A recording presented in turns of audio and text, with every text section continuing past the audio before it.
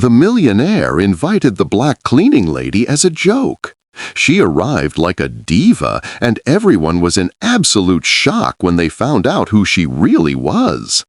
The main hall of the Blackwood Mansion in Beverly Hills exploded with malicious laughter when Victoria Sterling descended the marble staircase wearing a dress that cost more than the annual salary of most of the people present. It wasn't laughter of admiration. It was pure, cruel mockery. Look who decided to show up. Richard Blackwood whispered to his guests, raising his glass of Dom Perignon champagne. Our dear cleaning lady Victoria was 35 years old and never imagined she would one day step foot in that ballroom as a guest, even if it was a joke. For 2 years, she had cleaned every inch of that mansion. Always invisible, always silent, watching those rich people treat each other with rehearsed falsehoods while treating her like furniture. The invitation had arrived 3 days earlier, delivered with a cruel smile she knew all too well. "Charity Gala on Saturday," Richard said, handing her the gold envelope. "Dress code maximum elegance. You surely have something suitable in your wardrobe, don't you?"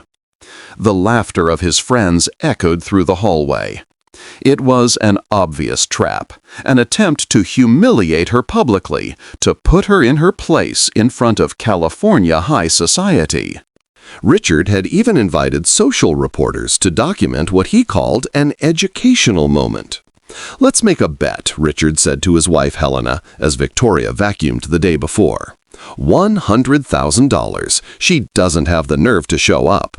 And if she does, she'll be the entertainment for the evening.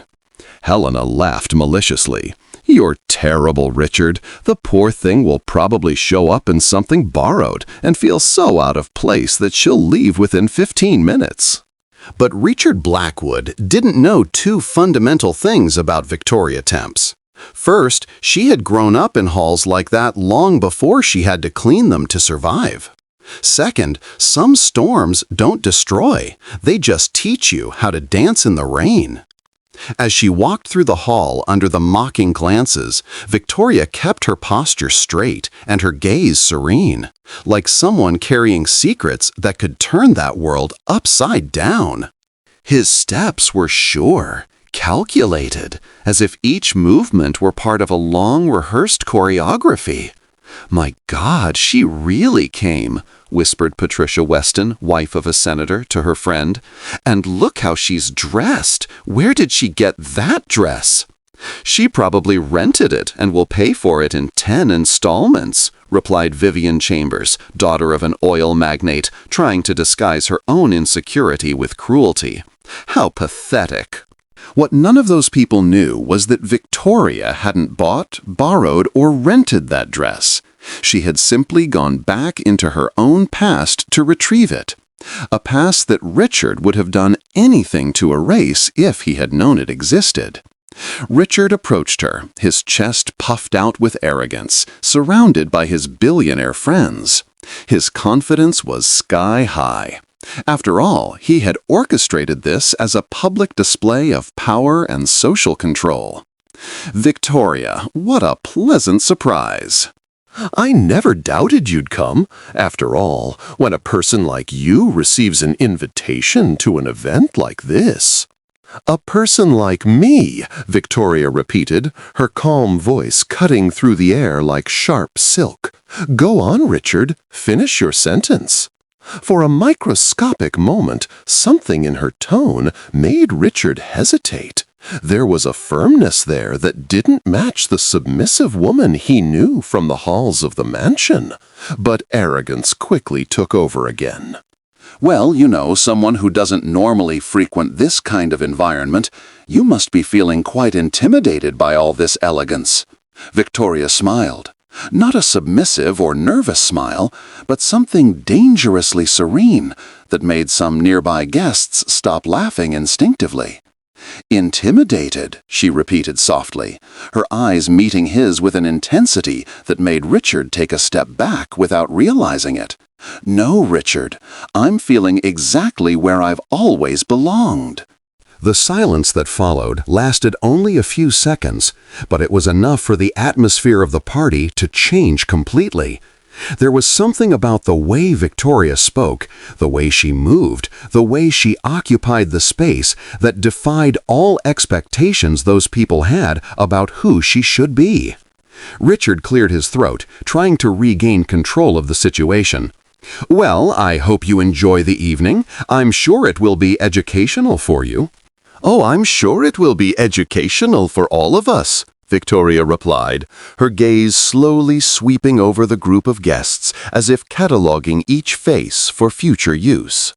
If you're enjoying this story of twists and justice, don't forget to subscribe to the channel, because what those privileged people didn't know was that Victoria carried with her a secret so explosive that it would turn that night of planned humiliation into the greatest lesson on prejudice and underestimating people that Beverly Hills had ever witnessed. Richard was having more fun than he had imagined. Victoria hadn't run away in embarrassment as he had expected. She remained there with that strangely confident posture that was beginning to bother him in an inexplicable way. "Everyone," Richard announced loudly, tapping a silver spoon against his crystal glass to get the attention of all the guests, "I'd like to introduce our special guest tonight, Victoria, our dedicated cleaning lady." Laughter echoed through the hall like cruel waves. Cell phone flashes began to flash as socialites took photos to post on their social media accounts with sarcastic captions. "Richard," Helena murmured beside him, feigning concern, "don't you think you're being a little cruel?" "Cruel?" Richard laughed loudly. "I'm giving her the opportunity of a lifetime. When else would someone like her ever get the chance to attend an event like this?"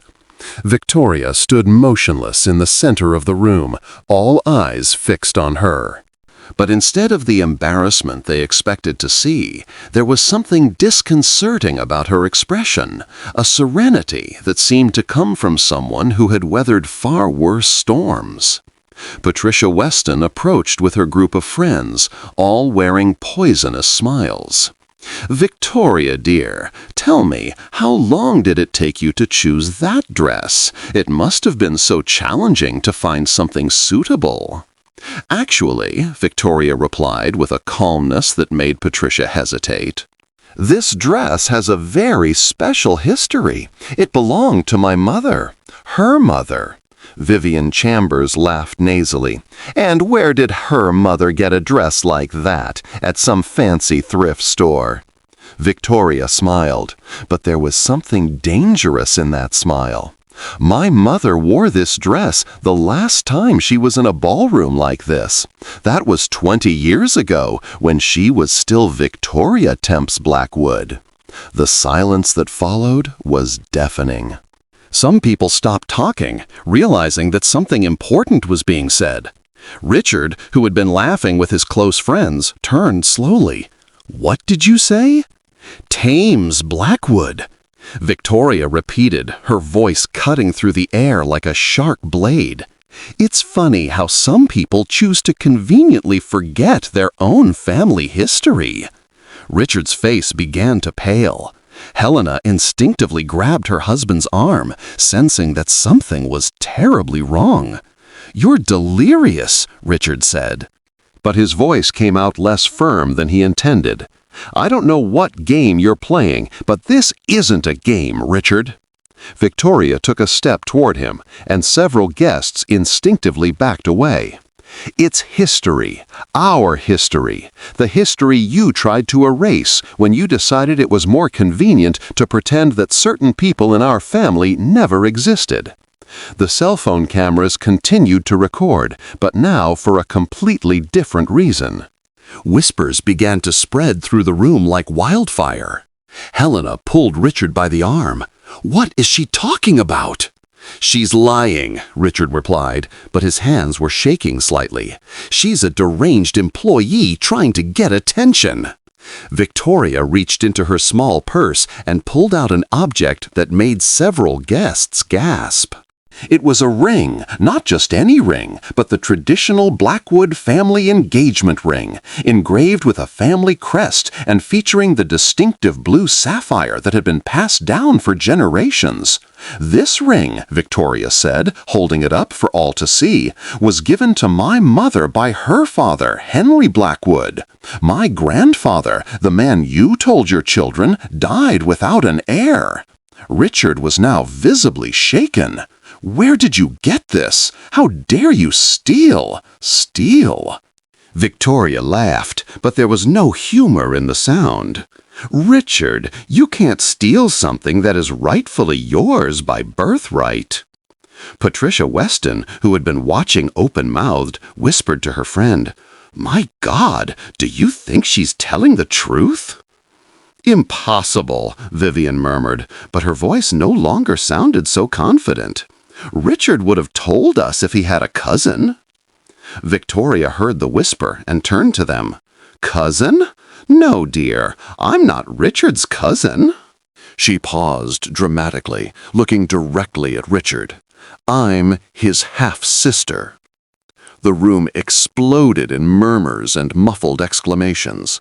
Richard looked as if he had been struck by lightning. "This is ridiculous," he shouted, but his voice cracked. "My father would never! You're making this up." "Henry Blackwood had an affair with my mother, Isabella. For 5 years," Victoria continued relentlessly. "She was the family's piano teacher. When she found out she was pregnant with me, your father promised to take care of us, and he kept his promise until he died." Helena now had one hand over her mouth, staring between Victoria and Richard as if watching a car crash in slow motion. "You," Victoria said, pointing directly at Richard, "decided it would be easier to pretend we never existed. You cut off our allowance, sold the house your father bought for my mother, and left us in absolute poverty." "I had no obligation to," Richard began, but Victoria interrupted him. "You had no obligation to take care of your father's family. Interesting philosophy, considering you inherited 100% of a fortune that should have been divided between us." The weight of Victoria's words was slowly sinking into the minds of the guests. Several began to move away from Richard as if physical proximity could contaminate them with a scandal. "Prove it," Richard said desperately. "Anyone can make up a story and come up with a ring." Victoria smiled again, and this time there was something predatory in her expression. "Oh, Richard, do you really think I came here without proof?" She took her phone and motioned to someone near the entrance. "They can come in now." Each new humiliation of Richard only fueled something inside Victoria that he couldn't understand. A silent force that grew in direct proportion to the injustice he tried to impose. What those privileged people didn't know was that every act of contempt was writing her own sentence. And Victoria had spent 20 years learning exactly how to collect every penny of a debt that transcended money. 3 people entered the hall at that moment that would change the lives of everyone present forever. The first was Diane Morrison, Beverly Hills' most respected investigative journalist. The second was David Chun, an attorney specializing in inheritance law. The third made Richard Blackwood stagger as if he had been punched in the stomach. "Dr. Hamilton," Helena murmured, recognizing the family's private physician, "what are you doing here?" Dr. Hamilton, who had treated Henry Blackwood during the last years of his life, walked to the center of the room. His hands were shaking, but his voice was steady. 20 years ago, I was forced to sign a falsified death certificate. Henry Blackwood did not die of natural causes. He was slowly poisoned with arsenic over a period of months. The hall erupted in muffled cries. Diane Morrison raised her hand. "Please keep your phones away. This is an official confession being recorded for legal purposes." Richard was visibly desperate, sweating. "You're crazy, Hamilton. My father died of heart problems." Your father found out about the money you'd been embezzling from the company for years, Dr. Hamilton continued relentlessly. He had changed his will to include Victoria and was about to report you to the police when he began showing strange symptoms. Victoria remained silent, tears of relief in her eyes. Finally, after 20 years, someone was telling the truth. David Chun opened his briefcase and took out an official document. This blood sample was tested last week by an independent laboratory. The arsenic levels were fatal. "You're making this up!" Richard shouted, but his voice was completely uncontrolled. "It's a conspiracy to ruin me." Diane Morrison stepped forward. "Mr. Blackwood, I have transcripts of 5 conversations you had with Dr. Hamilton between 2003 and 2004, where you threatened to ruin him professionally." Victoria finally spoke, her voice cutting through the chaos like a knife. "Richard, you didn't just kill our father, you stole 20 years of my life." "I didn't kill anyone," Richard pointed his finger in all directions. "You're all lying." "Then explain this," said Victoria, connecting her phone to the mansion sound system. A recording began to play. Richard's voice was unmistakable. "Hamilton, you're going to keep your mouth shut about anything strange you found in the old man's blood. If you open your mouth, I guarantee you'll never work as a doctor again. And as for that woman and her bastard daughter, they'll have to fend for themselves." The silence that followed was absolute. Even the people who had defended Richard now shunned him as if he were radioactive. Helena stared at her husband in horror. "Richard, you really did this? 20 years?" Victoria screamed, her composure breaking momentarily. 20 years of cleaning my own father's blood off the hands of his killer!" Victoria took a deep breath and regained her deadly calm. "You want to know how I got all this evidence? I didn't come to work here by accident. I applied specifically for this position. I spent 2 years preparing, gaining access to the house, collecting evidence. Richard tried one last desperate gambit. Even if all that is true, it doesn't change anything. The inheritance was distributed years ago." David Chun smiled for the first time. "Actually, Mr. Blackwood, when there is evidence of murder, all assets can be redistributed according to the original will, and we have a copy of Henry Blackwood's actual will." Victoria approached Richard, who was leaning against the wall like a cornered animal. "Do you know what my biggest mistake was, Richard? It was believing that you would change on your own." "Please," Richard whispered, all arrogance evaporated. "Helena, the children, this will destroy our family." "You destroyed our family the moment you chose money over justice." Richard collapsed into an armchair, completely defeated. His transformation from arrogant millionaire to exposed criminal had taken less than 2 hours. Victoria looked at Richard one last time. He was broken. But that was only the beginning.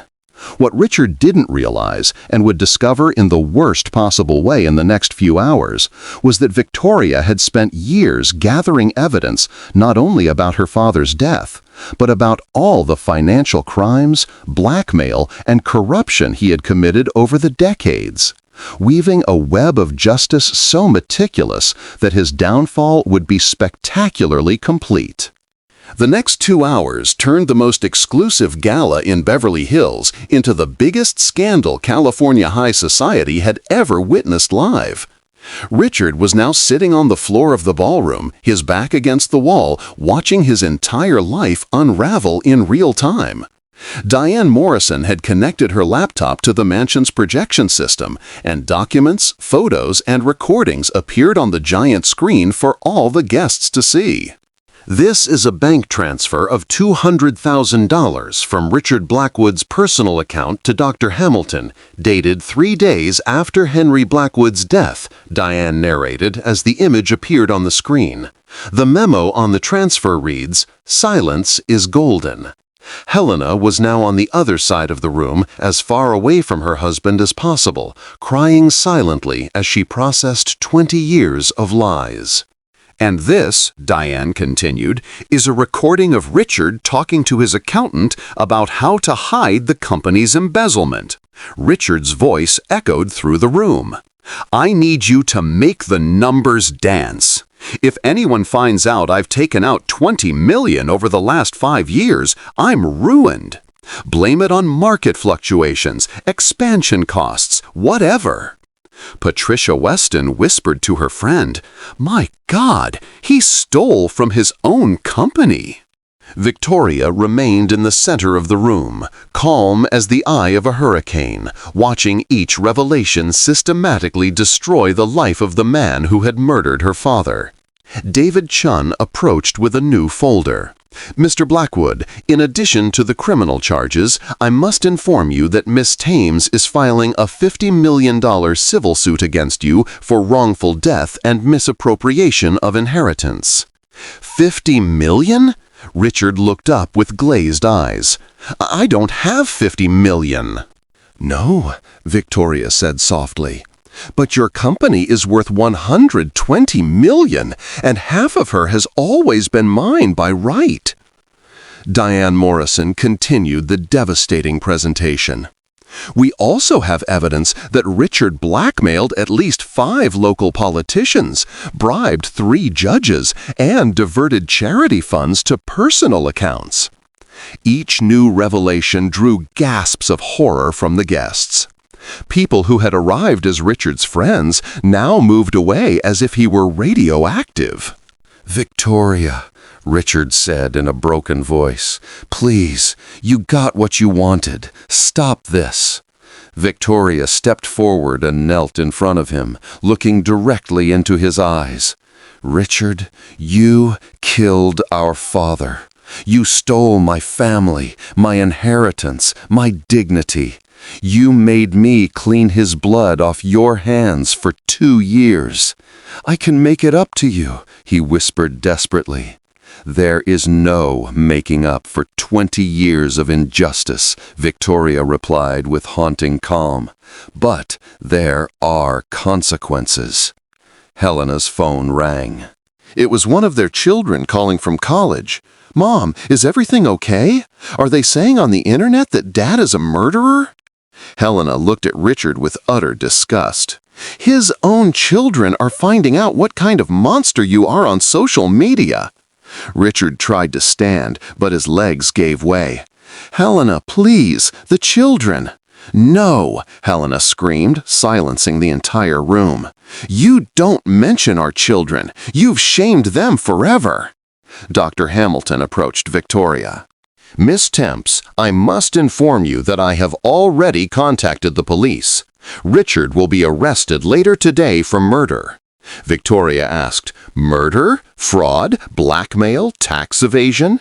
He will spend the rest of his life in prison." Victoria turned to the guests who watched her with a mixture of admiration and terror. "I want everyone to understand one thing. I didn't do this for revenge.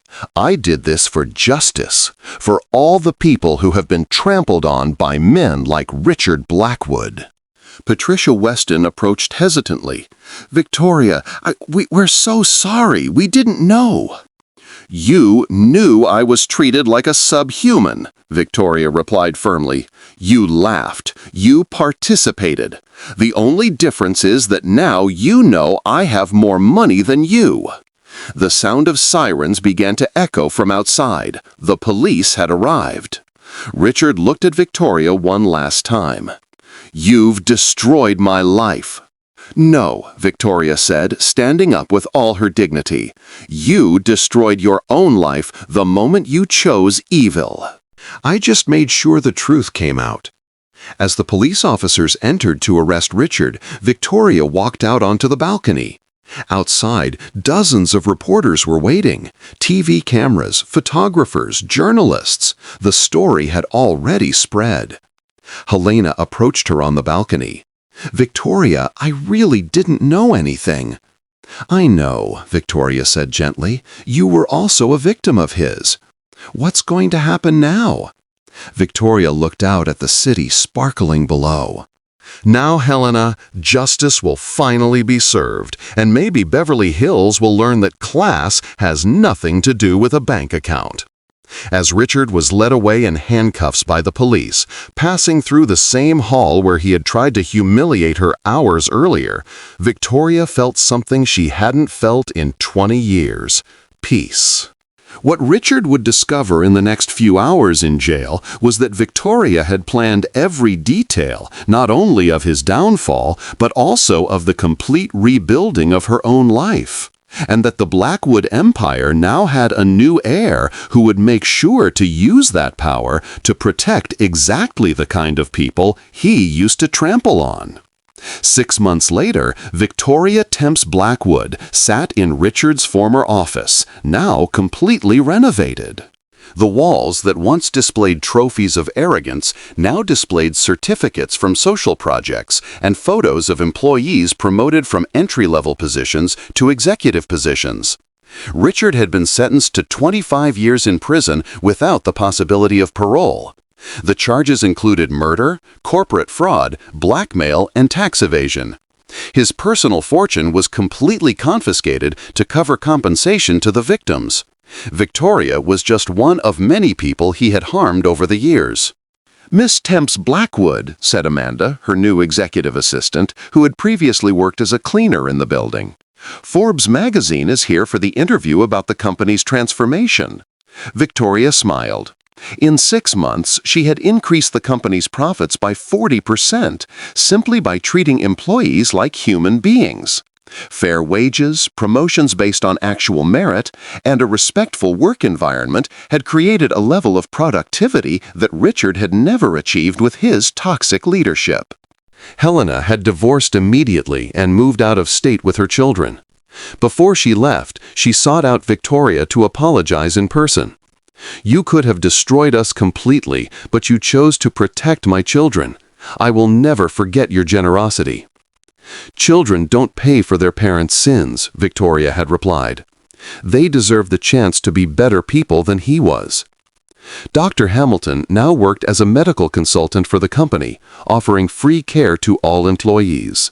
"I never thought I'd have the courage to do the right thing," he told Victoria during a meeting. "You taught me that it's never too late to find our dignity." Patricia Weston and Vivian Chambers had tried to reach out to Victoria in the weeks following the scandal, but she kept them at a polite distance. "You laughed at me when you saw me as inferior. Now you want my friendship because you found out about my bank account. That says everything about you." Victoria's story had gone viral worldwide. She received invitations to speak at universities about leadership and social justice, but she preferred to focus on the real work. "I don't want to be famous for suffering," she explained in a rare interview. "I want to be known for what I built afterward."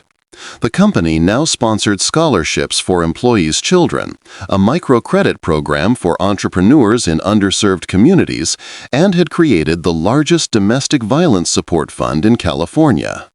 On a quiet afternoon, Victoria received a letter from prison. It was from Richard. "Victoria, I know I don't deserve forgiveness, but I need you to know you taught me that the person I became was a monster. I spend every day trying to understand how I turned into someone capable of killing his own father for money. His children asked about you on their last visit. They want to meet the aunt who protected the family when their father failed." Victoria kept the letter without replying. Forgiveness was a personal journey, but justice had already been served. During the interview with Forbes, the journalist asked, "Some people say your revenge was too cruel. What do you say to that?" "Revenge would have been to do to him what he did to me," Victoria replied calmly. "Justice is ensuring that he pays for the crimes he committed and that other people don't suffer what I suffered. There's a fundamental difference between the two." And what advice would you give to people facing similar injustices? Victoria looked out the window, watching employees having lunch in the company garden that now offered them respect and dignity. The best revenge is not to destroy those who have hurt you. It is to build something so great that the injustice you suffered becomes only the first chapter in a story of triumph. That night, Victoria returned home, no longer to the small apartment where she had nurtured her dreams of justice, but to a comfortable house where she had adopted 2 orphan children who, like her, needed a second chance at life. As she helped the girls with their homework, she thought of the father she had never really known, but whose blood ran through her veins. Henry Blackwood would be proud to see that his daughter not only recovered what was stolen from her, but turned a company built on exploitation into a symbol of opportunity and dignity.